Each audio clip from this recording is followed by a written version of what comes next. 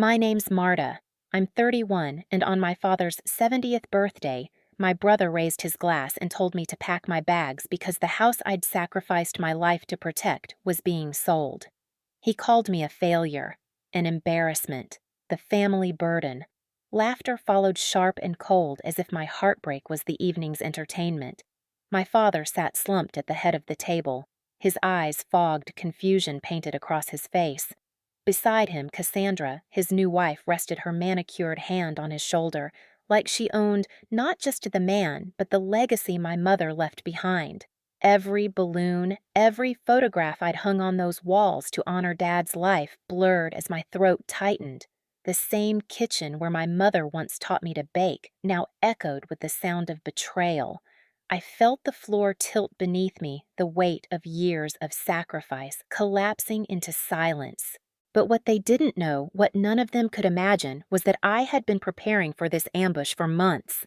I didn't storm out that night. I excused myself, slipped my phone from my pocket, and whispered into it, "It's happening." On the other end, Nathan's voice was calm. Uncle James was already on his way. They thought I was cornered, humiliated. What they didn't know was that I had cameras hidden in plain sight blood tests ready for review and a legal plan that would shatter their smiles. Before I go further, tell me where you're watching from. And hit like and subscribe if you've ever been the outcast in your own family. Because trust me, this story is just getting started. I used to think houses were just wood and wiring. My father would laugh at that and tap the archway between the dining room and the hall, the one he rebuilt after a winter pipe burst the year I turned 8. He'd say a house carried weight the way a bridge did, forces moving through it loads. It had to bear the odd sway you learned to read with your hands. My mother would add, almost like a secret, that a house kept receipts. It remembered who loved it and who only used it. Back then, the Victorian didn't feel grand so much as fussy. Velvet curtains that gathered dust, a front parlor nobody sat in, a staircase that whined like an old dog when you climbed it after midnight. The kitchen was the only place that breathed, butter sizzling in a skillet, the snap of green beans. My mother's voice humming to the radio, low and warm the way people sing when they're not trying to impress anyone. I learned measurements by feel, pinch, handful, a splash until the dough became a living thing that pushed back against the heel of my palm. On Sundays, my father spread blueprints on the kitchen table, anchoring the corners with mugs. He'd point to lines and talk about loads and tensile strength, while Victor, already broad-shouldered at 12, pretended to follow. Elena doodled flowers in the margins. I watched, chin in my hand, the way kids watch fireworks, not understanding each spark but thrilled by the noise. When I asked if I could hold the rolled plans, he smiled and passed them to Victor instead. "Careful," he told my brother. "You'll be the one to make sense of this world." I told myself it didn't sting, even when it did. I learned to hide ache like you hide a chipped plate in a back cabinet. Favoritism rarely arrives with a sign around its neck. It shows up as little decisions that pile into a wall. Victor got the first slice of roast, the front passenger seat, the new sneakers because he's growing faster. When I won a district writing contest, my father nodded proud for the length of a breath and then asked Victor about his math test. Mom squeezed my finger under the table. "You are not a wallflower," she whispered. "You are a vine." I didn't understand then how a vine can break brick. One summer, my father built us a treehouse in the maple out back. He let Victor operate the drill.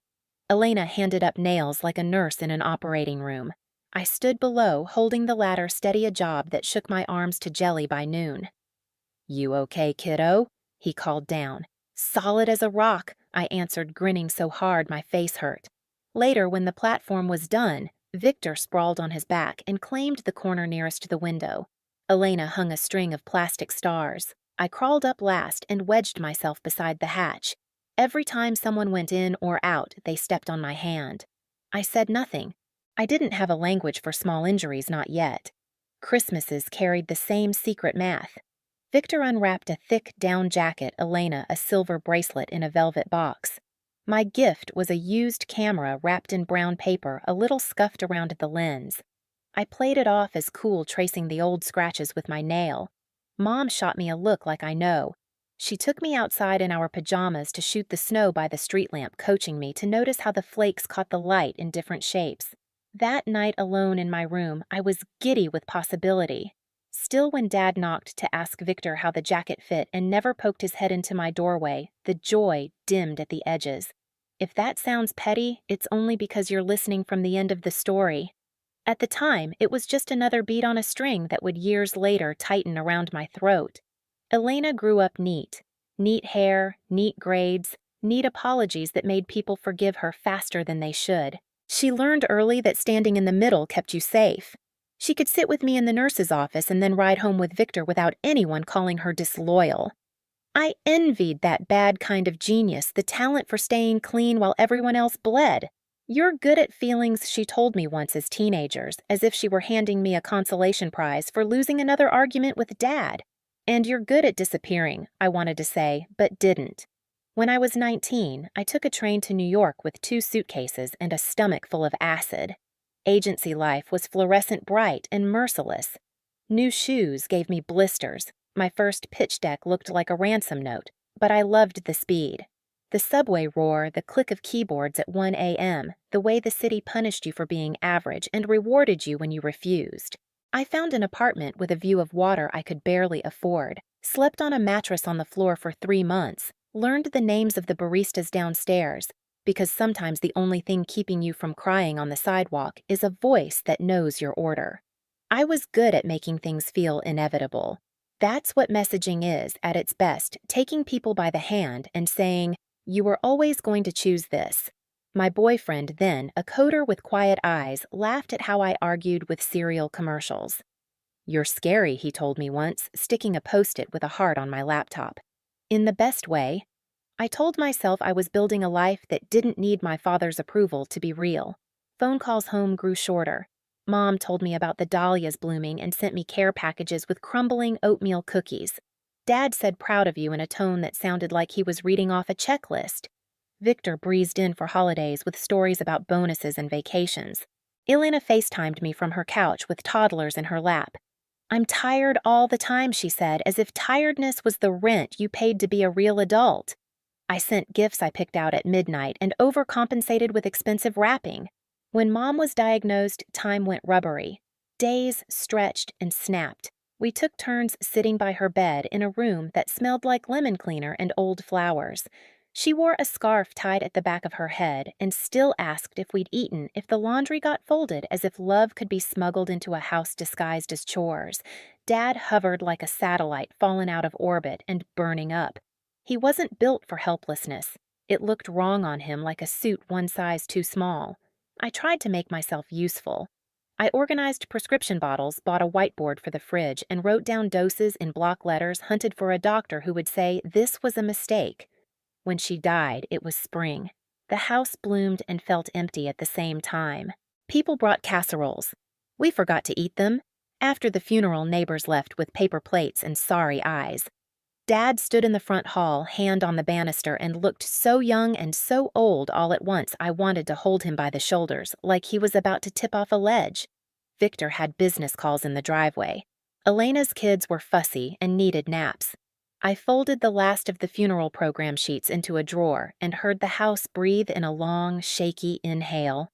I flew back to New York and pretended to click back into my life.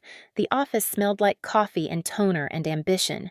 I built my decks. I pitched. I ate dinner out of a cardboard box over the sink. At night, I found myself standing on the fire escape with my bare feet on cold metal, listening to traffic that sounded like the ocean. I called Dad, and he said he was fine. Everyone says they're fine when their heart is a cracked bowl trying not to leak. Elena sent pictures of the kids with signs that said, "We love you, Grandpa." Victor emailed a spreadsheet with estate tasks in the subject line, and 10 bullet points underneath like grief could be itemized.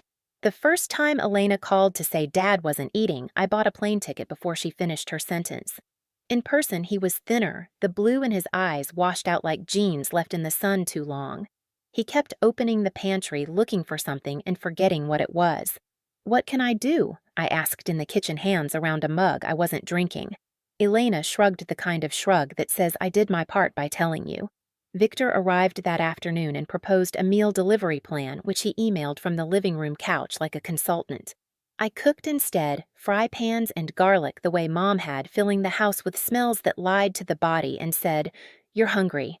Dad ate 2 bites and fell asleep in his chair. Flying back and forth made my life look like a dotted line on a map. I stacked boarding passes with rubber bands. I typed copy revisions at hospital cafeterias. My boyfriend asked how long I could keep it up. As long as I need to, I said, like stamina was a virtue in itself.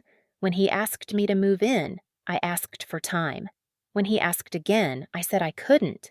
He didn't slam doors. He just closed the one between us and let it latch. The night I decided to move home, the radiator in my apartment clicked like a metronome, counting out a tempo I couldn't match anymore.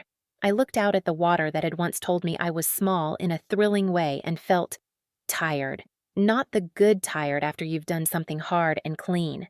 The kind that makes your bones feel borrowed. I packed in silence. In the morning, I left my keys on the counter beside the post-it heart he'd stuck to my laptop months ago. I took a picture of the kitchen for no reason I can explain and got in a cab. Back at the house, the routines I built were small and deliberate. Monday laundry, Tuesday pills set in a plastic organizer Mom would have hated because it was ugly. Wednesday walks on the block, Dad's hand on my elbow like a gentleman escorting a lady even when I was the one keeping him steady. He remembered things in bursts like flare guns. He'd point at the maple and say, "Your mother hung you by your ankles from that branch," and I'd tease him, "You mean Victor," so the story wouldn't sting. We learned how to talk around the holes. In the quiet moments, the house felt like a museum, dust motes drifting like slow confetti. The fridge hum a constant bass note. I worked remote for a while, then stopped meaning to start again and never did. People in town started to recognize me at the grocery store checkout. "You're Richard's girl," they said, and I nodded like a name tag I didn't pin on myself but didn't rip off either. Victor visited when it fit his calendar. He brought a leather portfolio and opinions wrapped as facts. "You're good at caregiving," he told me once, which sounded like, "You're good at staying in one place." Elena came with the kids and wiped counters like she lived there, which made me want to hand her a bill and a mop. She meant well, she always means well, she just thinks good intentions are a currency you can spend anywhere.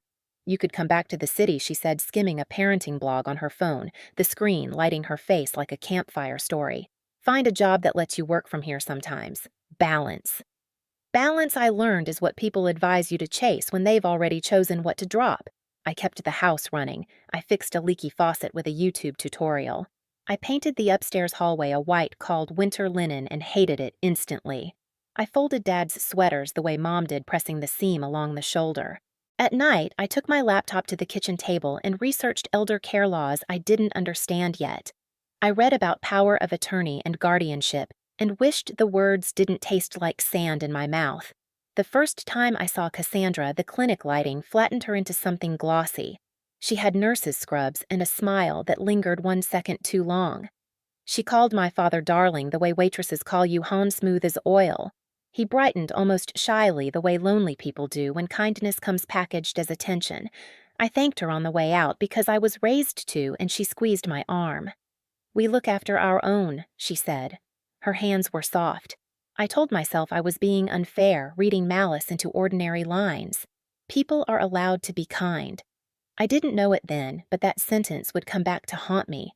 On better days, Dad remembered the way to Crystal Lake. We drove early, the sky a cheap watercolor.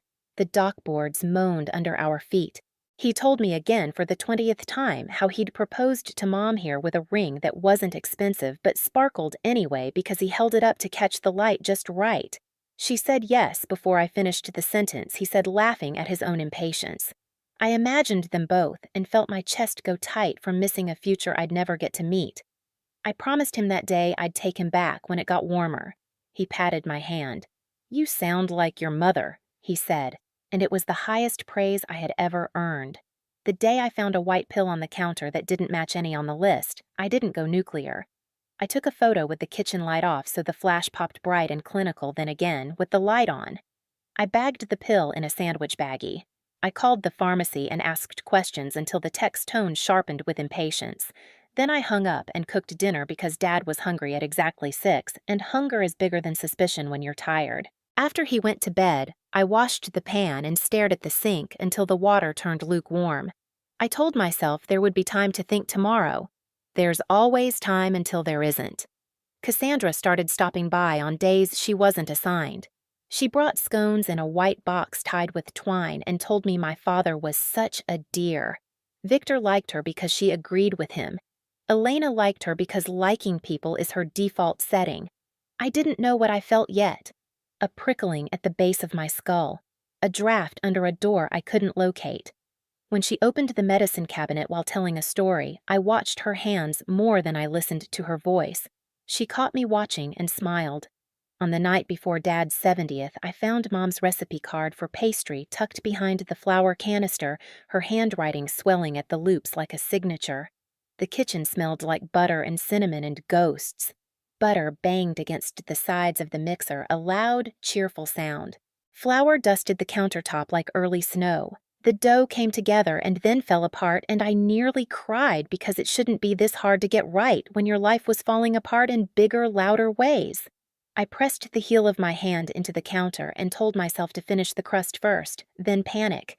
Finish one task before you drown. Simple rules save lives. I went up to the attic to pull down photo boxes and lost an hour. My mother in a yellow dress, smile bright as a kitchen light. My father on a bridge in a hard hat, wind roughing his hair into a boy's. Victor at 15, jaw already set in that way that made you forgive him for nothing and everything. Elena holding a bouquet of wildflowers like she'd stitched the whole field together herself. Me with frosting on my nose, 8 years old and smug about a cake that was probably inedible.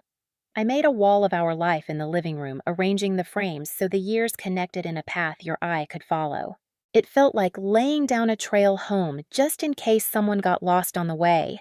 I didn't see the ambush coming, not the shape of it, but I felt the pressure building like a storm behind drywall, muffled, persistent, a throb you can ignore until the ceiling caves. I fell asleep that night with flour under my fingernails and my phone by my face, a half-written message to Nathan open like a flare I hadn't fired yet. When I first moved back into the house full-time, I told myself it was temporary. A season, no more. I even left half my clothes in New York as if that would tether me to the life I'd built there. The first morning I woke in my childhood bedroom, the wallpaper still patterned with faded moons and stars. Dust streaked across the dresser like fingerprints from ghosts. My father shuffled past the doorway, muttering about the coffee pot, wearing the same plaid shirt he had worn for years. For a second, I felt 10 again, late for school. Then, the weight hit, Mom was gone, and I was here to fill the space she left. Those first weeks blurred. Grocery runs, pill bottles lined like soldiers' insurance forms that read like riddles. I learned to read his moods by the slump of his shoulders. On good days, he'd quiz me about bridge designs from old magazines, a spark in his eyes as if he were back at the drafting table. On bad days, he sat in the dark living room TV, flickering without sound, whispering my mother's name. I stopped wearing watches. Time became elastic, measured in doses and doctor visits. At night, I'd lie in bed and hear the creak of the house, the fridge cycling the rustle of branches. New York noise had been constant sirens honking footsteps overhead. Here, the quiet was sharp, accusatory. It asked what I was doing throwing away everything I'd built.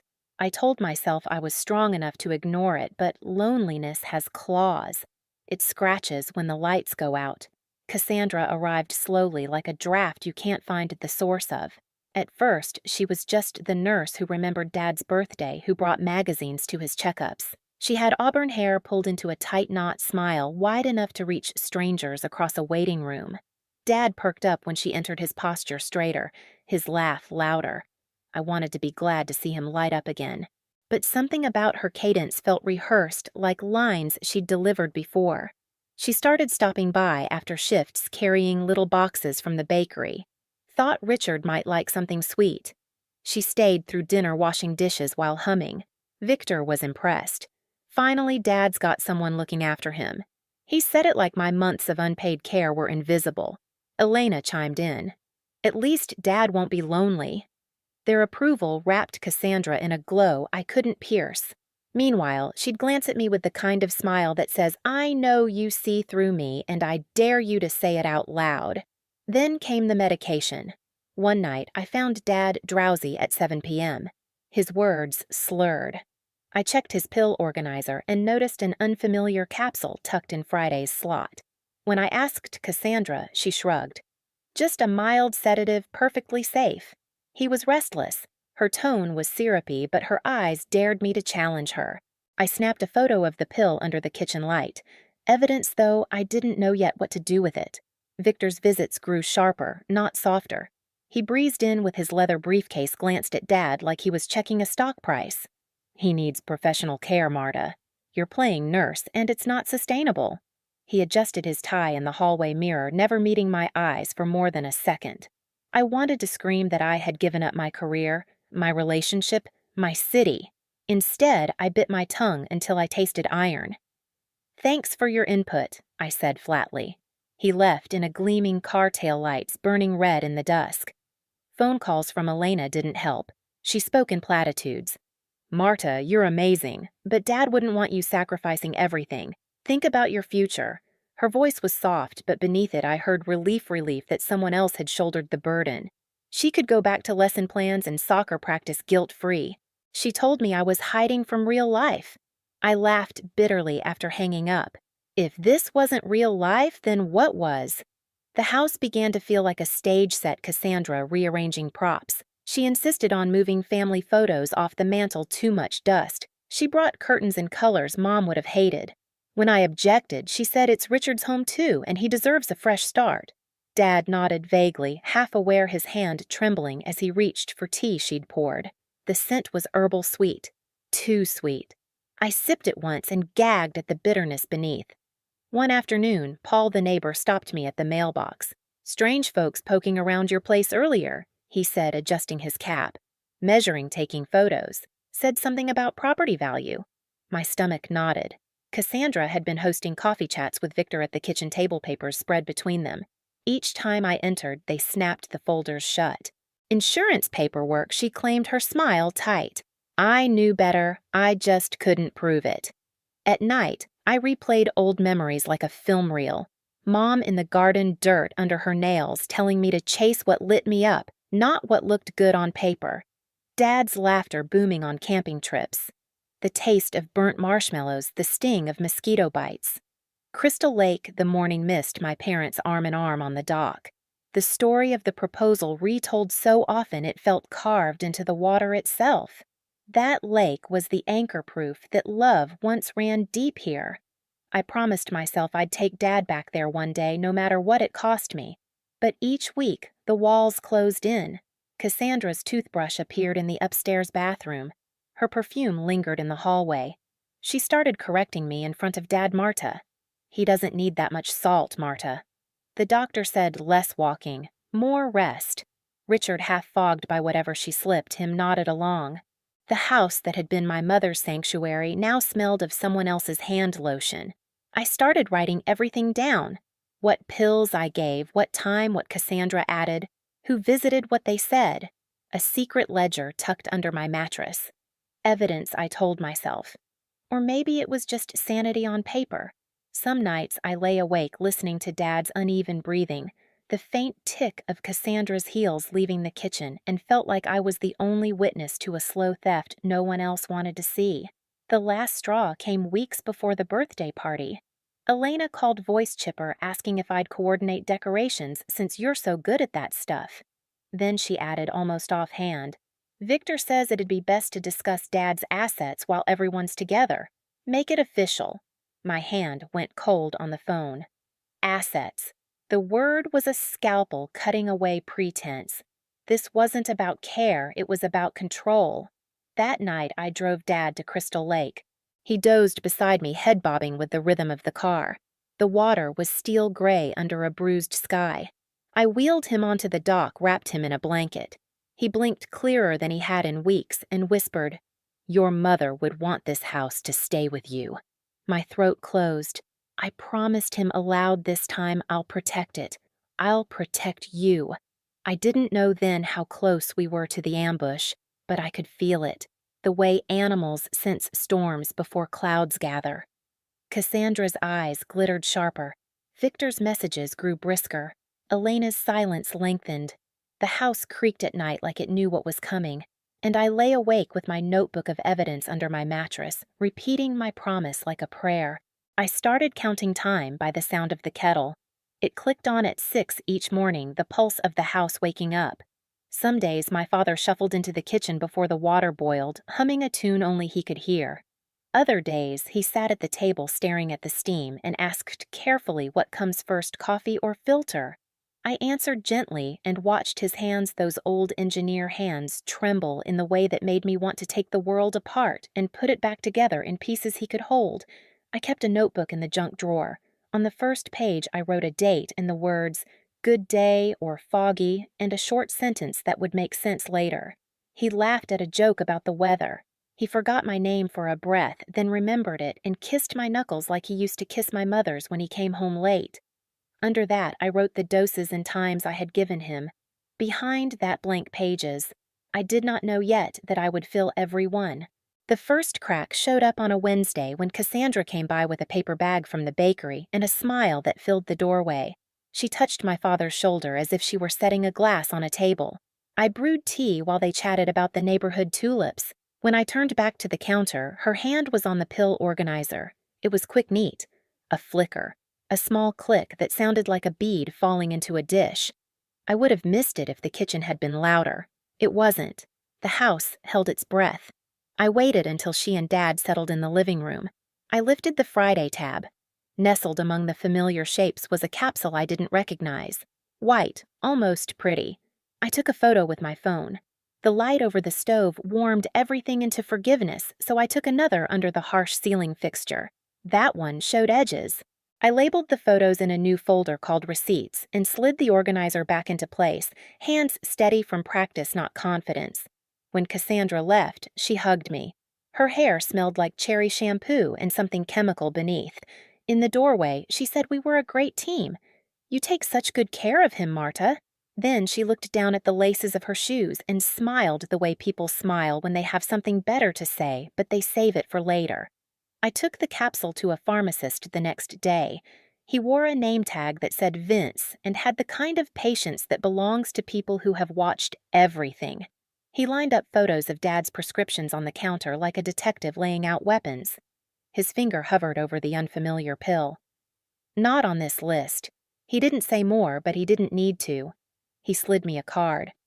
"If you want to confirm composition without sending it to a lab, call her. She's a friend. Former tech. She'll tell you what she can." I called from the parking lot with the car door still open, cold air on my shins. The woman on the other end answered on the second ring and listened while I described what I'd found. She asked a few careful questions and gave me an over-the-counter name for a strong sedative with a polite warning baked inside it. "It's not the worst thing in the world in tiny doses. It is the worst thing in the world if someone doesn't know they're taking it." I thanked her and wrote the name on my palm like a cheat sheet. That night, I crushed garlic and listened to the knife chatter a rhythm against the board. My father drifted into the kitchen, smiling at the smell as if it were a story he remembered from childhood. Cassandra arrived later than usual, cheeks flushed, and stood close behind me to comment on the sauce. Her breath warmed the back of my neck. When she reached past me for a spoon, I caught sight of a faint powder on her fingertips that she rubbed away on a dish towel. "You cook like your mother," she said, and turned to my father with a softness that looked like love if you wanted it to. I wanted it to. I didn't let myself. I started setting tiny traps. I moved the organizer a half-inch left and marked its position on the shelf with a pencil line I could erase. I counted pills, not just doses. I wrote down hours. I watched how sleepy came for my father, whether it rolled in gradually like weather or fell all at once like a curtain. Every pattern has a seam. I kept tugging, waiting to feel where it gave. Victor called on a Sunday morning as I scrubbed a pan with stubborn burnt bits glued to its bottom. He didn't ask how Dad was. He asked when I planned to admit that what I was doing was unsustainable. He used the word facilities as if it were a magic spell that made hard things reasonable. He said the word liability, and I laughed because in his mouth it sounded like a person. He asked if I had thought about what abandoning my career would do to my future, then mentioned a senior community with a view of a golf course, as if that view could replace my mother's hand on the banister. I said thanks. He said I was being emotional. I told him that was the point. He sighed. Money was always calmer than grief. That afternoon, I found Cassandra alone at the kitchen table with a man I'd never seen. They sat shoulder-to-shoulder heads, bent paper spread like a fan between them. The man had a real estate smile, the kind that shows teeth in the way a dog might when it wants to convince you it's not going to bite. Cassandra closed a folder when I walked in and rotated another toward him with her ring finger. "Insurance paperwork," she said lightly. I poured water into a glass so I would have a noise to make and stood at the sink where I could watch their reflections in the window. The man laughed and touched the edge of one of the sheets with a pen. His laugh didn't sound like it belonged in our kitchen. After he left, I heard Cassandra on the phone in the hallway near the coat closet, her voice a thread I followed down the house. "He'll sign if we manage the dose," she said before catching herself and lowering her tone. It was the kind of sentence that falls apart when you shine light on it. It needs the dark to hold. I called Nathan from the car with the heat blasting at my feet. He listened without interrupting, which was the gift I didn't know I needed. He asked for dates for names for what I could prove and what I felt. "There's a difference," he said gently, "and both matter." He asked for a day when my father was clearest. I told him mornings were best if Cassandra hadn't been through the night before. He told me to pick one and bring my father to his office. Quietly. No Cassandra. He would have a notary present. He would have forms ready to revoke any future documents we hadn't seen yet. He would draft a healthcare proxy naming Uncle James and me. We would take a video. We would speak carefully, simply, and ask questions no one had told my father how to answer. Uncle James met me at the diner the next day. The waitress topped off our coffee until it went cold. He was pale from treatment, but his eyes were a bright blue that always made me think of frost on a window. He pulled a thin folder from his briefcase and laid out printouts of statutes the way my father used to lay out bridge plans, finger tracing the lines. "Elder abuse isn't a feeling," he said softly. "But a pattern is. You're building a record. You're doing it right."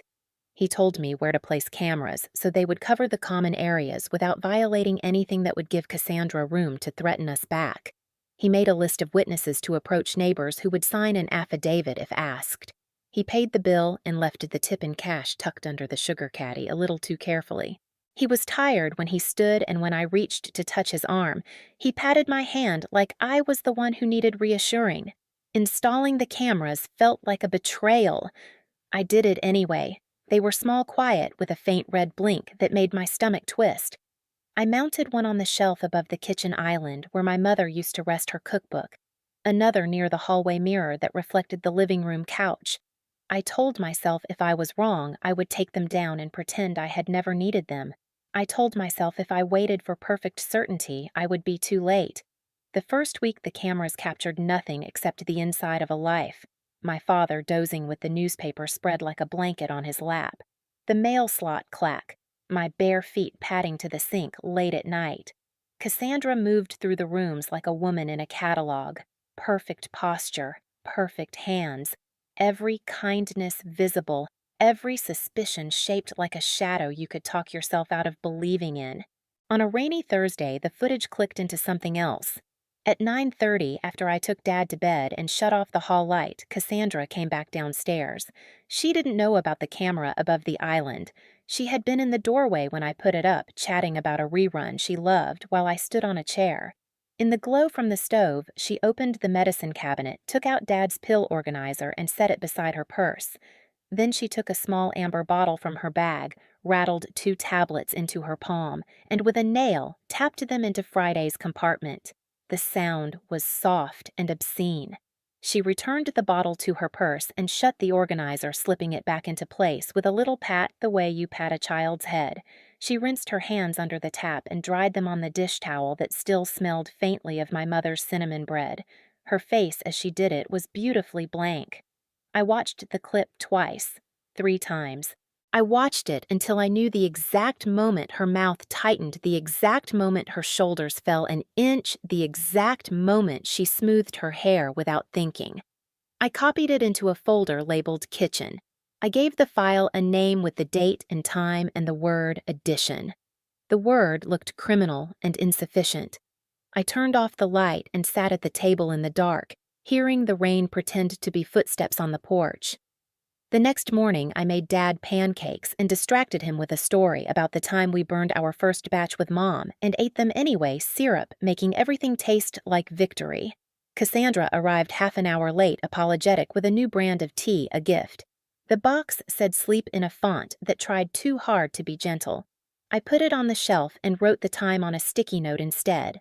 I needed more than video. I needed proof that went inside the body. I called Dr.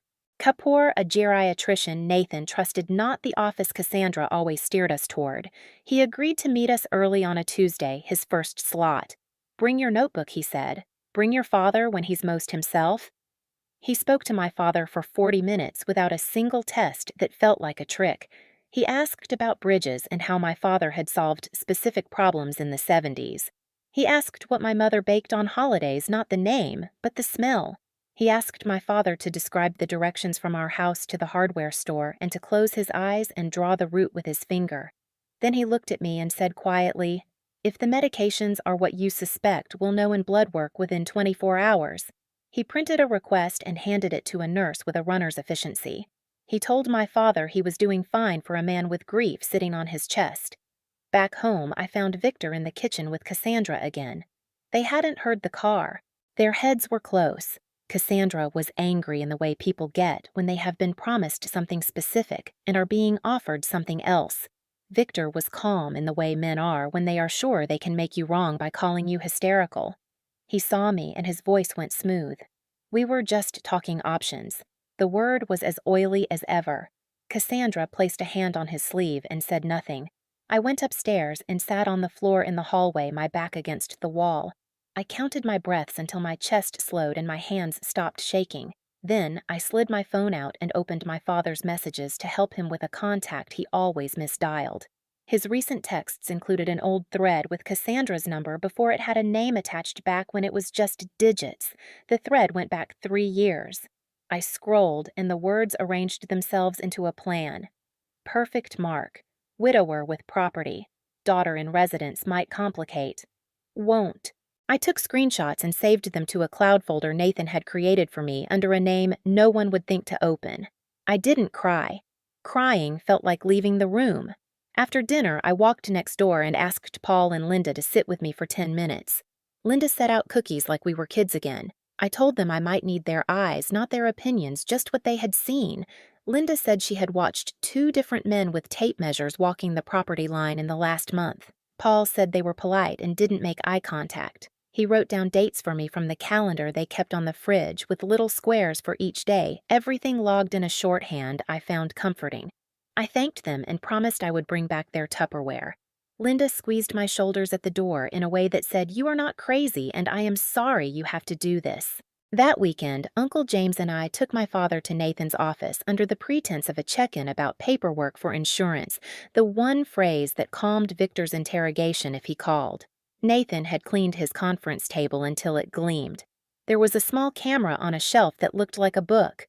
The notary had a vanilla lotion smell that made the room softer. Nathan spoke to my father like an engineer speaks to another engineer, not like a boy to a broken man. He explained what a power of attorney was. He explained what a revocation was. He explained the difference between limited and durable and asked my father to repeat it back in his own words. My father did. It took time. He did it. When my father placed his signature at the bottom of the documents, his hand shook only once. Nathan nodded as if a bridge had held. He asked my father to look into the camera and say that he understood and that no one had told him what to sign. My father did. He said that he wanted to stay in his home, that it was the place his wife had loved, that he preferred in-home care if his health required it. The notary witnessed stamped, dated. The sound of the stamp felt like a door shutting on a room where a fire had been. Uncle James exhaled in a way that made me realize he had been holding his breath for a year.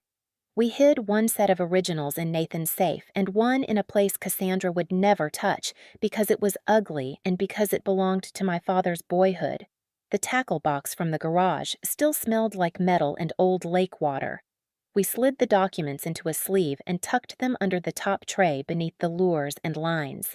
I put the tackle box back where it had been under a shelf of coffee cans full of screws stored by type my father's meticulousness, working for us in a way that made my throat hurt. I spent the next days building a timeline like a spine. I printed photos with timestamps. I clipped bank alerts Nathan had flagged where small sums had been siphoned, then padded into larger ones, fees labeled management and review. I traced transfers to a company with a neat name that meant nothing. When I asked my father about the withdrawals on a clear morning, he shook his head, cheeks flushing with anger. I hadn't seen in months. He had never hired anyone for financial services. He didn't like to think about money as a thing he couldn't touch. He liked bills on the table stacked by due date. He liked paper. The novelty of logins had always irritated him. Cassandra had taken over online banking because it was too confusing. Victor had called it efficient. I called it a trail. The cameras caught Cassandra again 2 nights later, humming softly as she lifted the organizer and shook her head at the contents like a mother scolding a child. She removed a little, added a little, then left a note on the counter for me in her bright looping handwriting. He seemed restless. Adjusted slightly. Rest is important for the brain. A smiley face at the end, as if that made it medicine. I photographed the note and put it under the same name as the video so they would sit together like twin stones. If this all sounds clinical, it wasn't. It was sticky. It was the taste of fear when it hits the back of your tongue and makes you feel like you swallowed a coin. It was jumping at the sound of a door closing and feeling foolish and angry at yourself for the jump. It was washing a mug twice because you could not shake the feeling that something had been in the first rinse that didn't belong to you. Elena came by with her kids and told me I looked tired in a voice that meant I should be careful not to look tired. She stepped over the box of files on the floor and turned in a circle in the living room, searching for something she couldn't name. She asked if Cassandra had been helpful. I told her Cassandra had been present. Elena nodded like presence was enough. I considered telling her about the videos, the pills, the night calls. I didn't. I didn't want to hear her say you must be mistaken and watch relief wash over her face like a warm bath. I told Nathan about the men measuring the yard. He told me to photograph any business cards, any car logos, any faces if I could, without drawing a line between myself and their attention. He told me to keep all of this to myself for now. He told me timing was the trick, not the tools. He said a bad reveal gives your enemy a way back in. A good one leaves them standing on air. I didn't sleep much the week before my father's birthday. Every time I closed my eyes, I saw Cassandra's ring in the light as she tapped pills into a little square. I saw Victor's mouth flattening when he didn't get the answer he wanted. I saw my father's signature settling onto the page like a bird that had been flying too long. I lay awake and listened to the house, wondering what it remembered, whether my mother would have known sooner, whether she would have thrown Cassandra out with a kind smile and a firm hand, or invited her into the kitchen and fed her until she told the truth. My mother had believed in the usefulness of kindness. She had also believed in locks.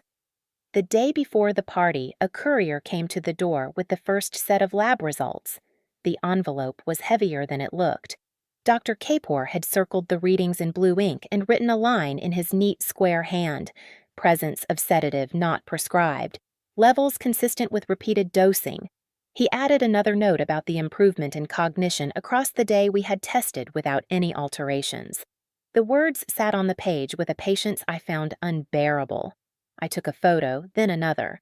I added the images to the folder with the videos and the screenshots and the neighbors' calendar entries. The folder looked like a small city by then, full of proofs. That evening, Cassandra arrived with flowers and a laugh, Victor with a bakery cake he'd ordered in a rush and pretended he'd spent hours on. Elena with napkins and a phone full of Pinterest photos and the kind of intention that makes you forgive and then regret it. I stood in the doorway and watched them move through the rooms, laying claim to space that did not belong to them in the way they wanted it to.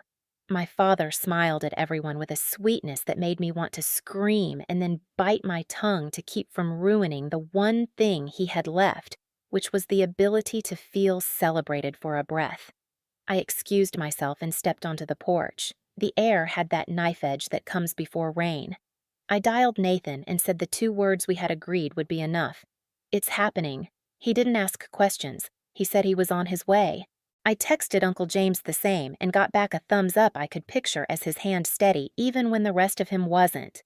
I slid my phone into my pocket and put my palm flat on the door as if I could read the house's pulse through wood. Inside, Cassandra practiced astonishment in the hall mirror and smoothed her dress. Victor rehearsed a toast under his breath, the kind you give when you want a room to think you did something noble.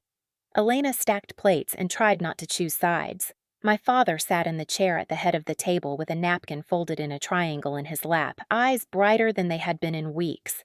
He looked up at the family wall I had made and smiled.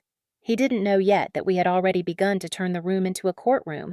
He didn't know that the photos would be witnesses. He only knew he was loved, and that was almost true.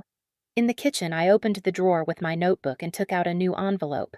I slid the lab results inside, then the printed screenshots, then a copy of the revocation and the healthcare proxy, then the affidavit drafts Paul and Linda had said they would sign. I labeled it with a simple number 1. In the second envelope, I placed a thumb drive with the videos and a backup of the cloud folder in case someone got clever. I labeled it 2. I hadn't decided yet if I would open them in order. I had decided that Cassandra would be the one to watch me do it. Back in the dining room, Cassandra leaned down and murmured in my father's ear, and he nodded because it's polite to nod when someone leans down and murmurs in your ear at your birthday dinner. Victor raised his glass, and the room went quiet the way rooms do when they're about to be told who they are. I stood at the doorway and felt the same clarity I had felt the day I left New York with 2 suitcases, a corridor opening. A choice that was not a choice. You step forward or you start dying more than you already are. I took one breath and stepped. I didn't sleep the night before my father's birthday. Every time I shut my eyes, I saw Cassandra's manicured hand hovering over the pill box, Victor's smirk rehearsing victory, Elena's uncertain face caught between siblings. My chest ached with the weight of silence. But silence had given them room to move. This time, I would not be silent. The plan wasn't born overnight. It was built piece by piece, each discovery pressed into place like bricks in a wall. I had enough evidence now to crush them, but evidence only matters if revealed at the right moment. Nathan called it timing. Uncle James called it theater. I called it survival. That morning, I drove into town with 2 envelopes on the passenger seat. Envelope 1 printed lab results, screenshots of texts, notarized documents revoking Victor's so-called authority. Envelope 2, the thumb drive with camera footage labeled in my handwriting so there could be no mistaking who had collected it. The paper rattled with every pothole. My hands clenched the steering wheel white-knuckled.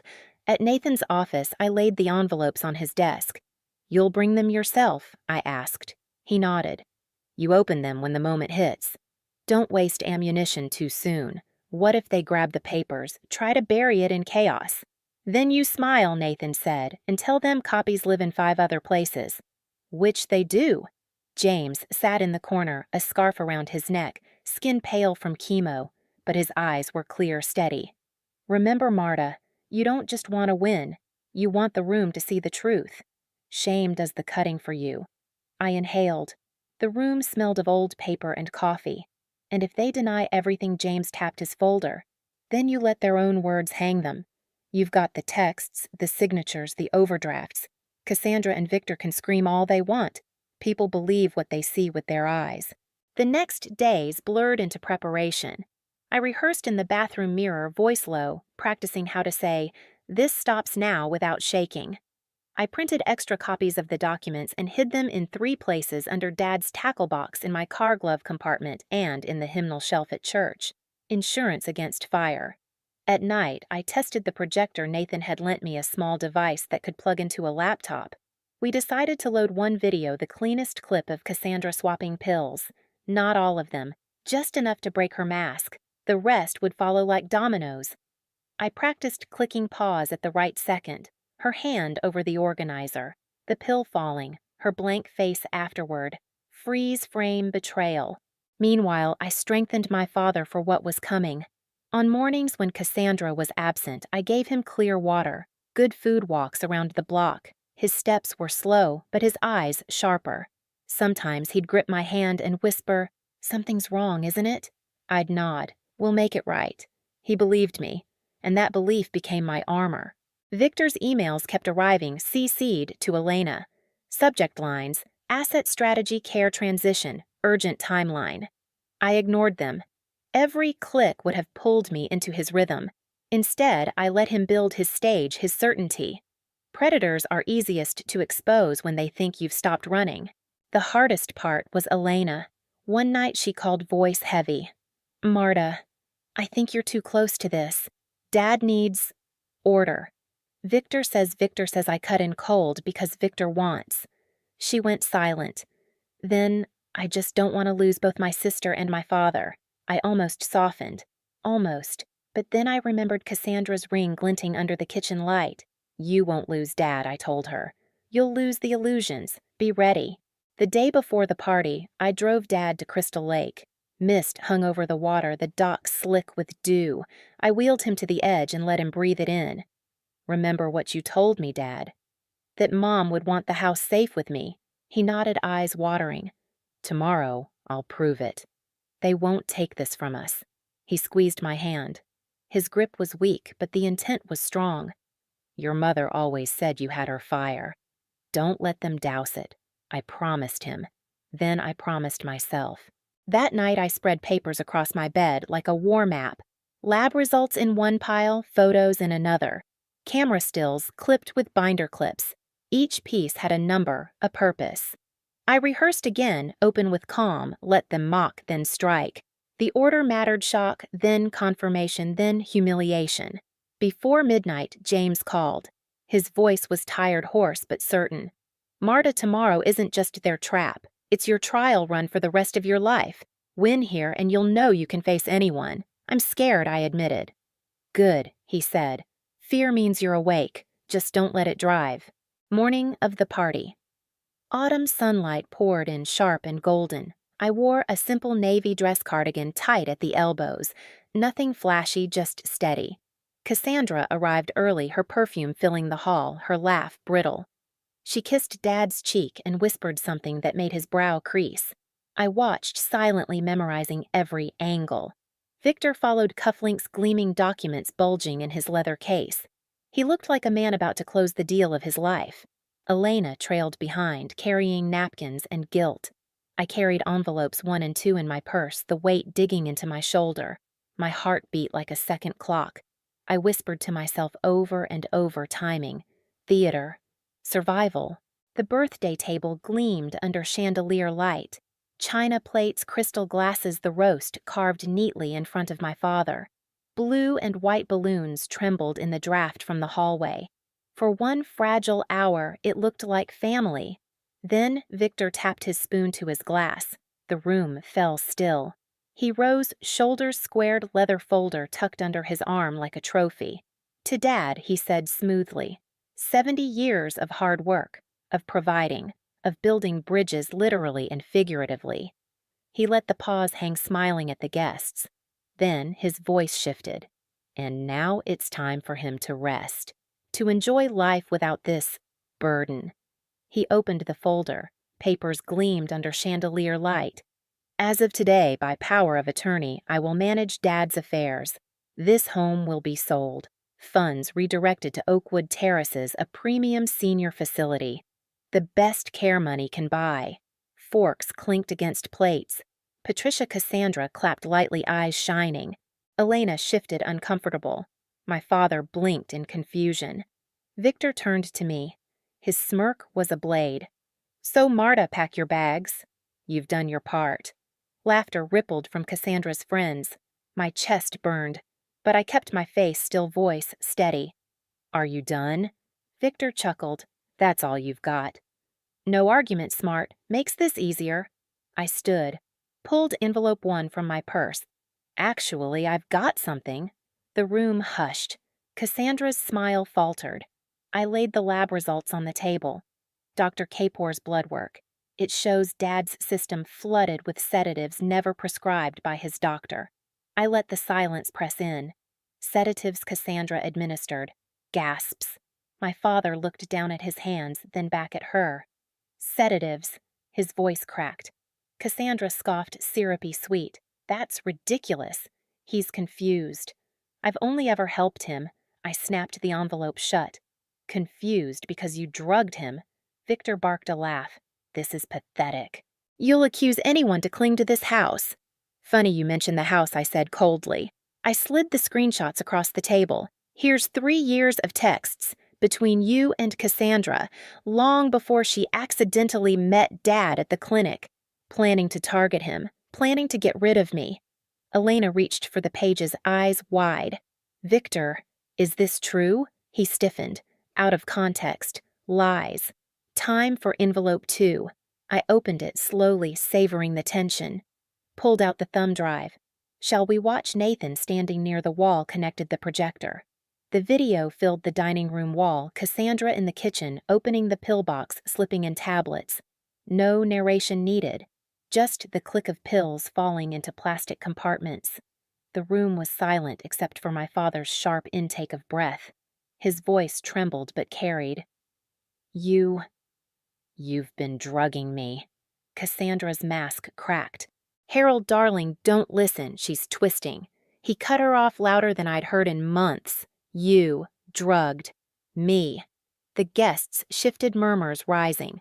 Cassandra's friends lowered their eyes. Victor slammed his hand on the table.